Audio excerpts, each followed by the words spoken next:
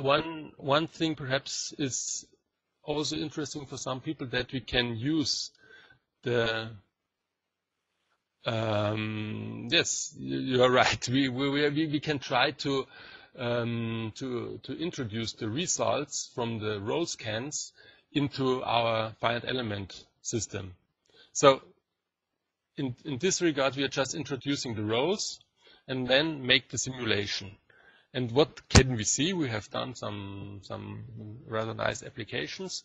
We have here the deviation diagram, and we see that the roll, this is the neutral line here in the center, so we have some defects in the roll, that the roll is too small, for instance. And what we do the simulation with these real rolls in FEA, and we can see really the defects caused by these imperfect rolls. So this might be interesting to assess if, let's say, an imperfect roll, what does an imperfect roll cause to our profile?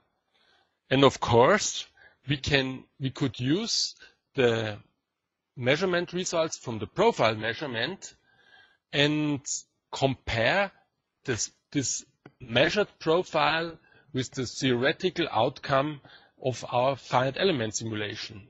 This is also one thing we have already done, that we can compare. So we can load into our finite element simulation the XF contours, and then we can overlay the simulated contour with the measured contour. This is possible. Another thing is, this is just the other way around. We are doing a simulation. We are observing, here we have a top and a bottom roll, and we observe here on the sheet some high stresses. And these high stresses might cause some wear of the rolls. And indeed, after the machine had produced, I don't know how many thousands of meters, we measured a roll, and we could verify that the prediction of the finite element simulation was finally also observed on the rolls. And we can see here a very high difference between the initial contour or the theoretical contour and the contour of the used roll. And so in some way we verified, or the roll scanner also allows us to verify FEA results.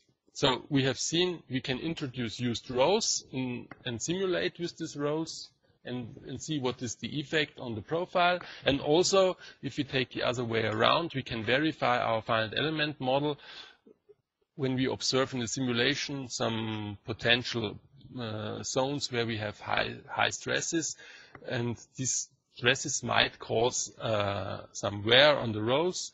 So we have verified this also in this direction, that we measured the roll and we saw that the roll has a defect on the predicted zone from the finite element solution.